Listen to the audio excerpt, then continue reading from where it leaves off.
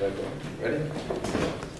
Okay, so I'm going to tell you about an experience I had in my life that had an impact on the way I view a lot of things and the way I live my life.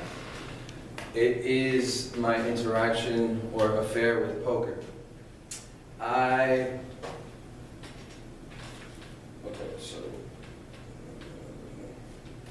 So I'm going to tell you a little bit about myself first. I was going to start with a quote, and the quote is, when you see a good move, this is a chess quote from the world champion of chess, Emanuel Lasker. When you see a good move, look for another one. Look for a better one, just to be correct. The reason why that quote is why it means so much to me, and should mean a lot to you, is because not always your first option is the best option. You got to look around, examine, hey, is this worth doing? Could I do something else? It's easy to settle for the first option because that's the first thing that appeals to you. So that's kind of what happened to me when I fell in love with poker. But first, I'm going to talk about my childhood growing up. I was born in the city of Boston. I was born on March 17th, 1989, St. Patrick's Day, 3 years exactly after my brother. So my dad must have I don't know what he was doing when he had me, because you hit the mark. So my mom's name is also Patricia, weird coincidence. I grew up with 3 older brothers. We were in a town called Reading. I think we were like the only Hispanics in that town. That 0.001% that you see on Wikipedia, that was us. We were that percentage, and we were there. So I, as a child, I think I was in just like any other child. I liked going outdoors. I had woods in my backyard, and I would do the same thing you would do. Go out in the woods and just kind of, like, it was an adventure. You never knew what was there. Was it going to be a wolf or fox? You never knew. It was exciting. That was a big passion.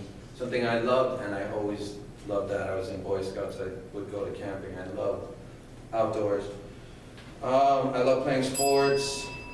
I love playing games, and that's when my dad taught me chess. My dad is an avid chess player. He's not very good, but he taught me how to play chess when I was very young.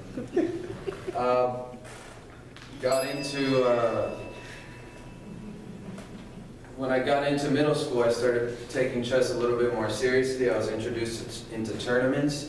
So tournaments were fun because it gave me a chance to play against other people, and it gave me that competitive drive to want to, beat somebody in something, especially intellectually. It was appealing to me. So, because for many reasons, I'm not going to get into that, but anyways, I started getting into tournaments. The first time I played, I got destroyed by this guy, Ralph Romaine. I'll never forget. He destroyed me. And after that, the next summer, I spent the whole summer training, practicing, getting better, and then the next tournaments, when it came the next season, the next semester, when school started, I was going 4-1, 5-0. Winning tournaments, taking home trophies, that was my money, those trophies. Then, that was my chess experience. I started playing chess. I love chess. Then I got into poker in high school, and I saw it, when I first saw it on TV, I saw these players playing for millions of dollars, and that was very exciting to me, very appealing. I thought, hey, they're playing a game, maybe it's like chess, maybe I can do it.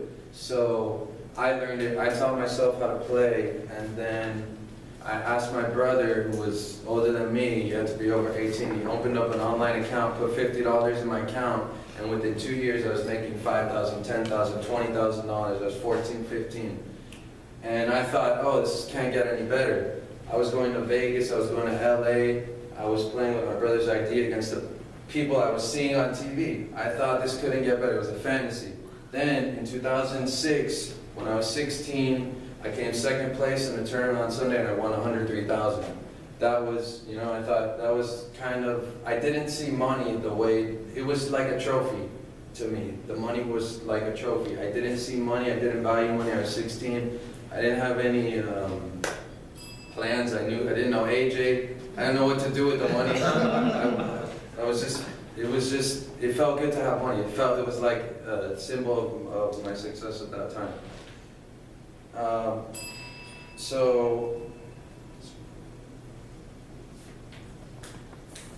But this was just a misrepresentation. If you saw me and you saw the money I made, this was a misrepresentation of who I was and what I stood for. That money signified just a facade, like a fake image of me. Who I was a hard-working person, a chess player at first who used that skill to play poker. But I was still vulnerable to the issues with poker, if money management and emotional, being able to control your emotions, because you can easily get into high stakes, you start losing hands and you can lose control. So that's what happened. I went on a losing streak. Luckily, my father was able to take out a significant amount of money before I ran out of online money, and I had to quit. My father wouldn't let me play anymore. He cut off the internet, and he's like, "You gotta change things. This isn't working out." And I didn't like it at first, but eventually I got used to it. By playing music, by starting to teach chess, and then going to school. I started going to school. I was failing my classes, I was failing high school, failing everything, and I had to get back into school. I went to Miami-Dade, went to FIU, graduated last semester. Now I'm applying for a degree in biostatistics, and I play music, and I teach chess, and these are the things that make me happy, not the time that I spend making poker. So yeah, so I would suggest, if you guys and girls are so enthralled by money, that may not be your best option. You might want to think about, hey, am I doing this because I love it? Am I going to be proud of myself? Am I going to be happy or not? It's just, so back to the initial quote, when you see a good move, look for a better one. Thank you.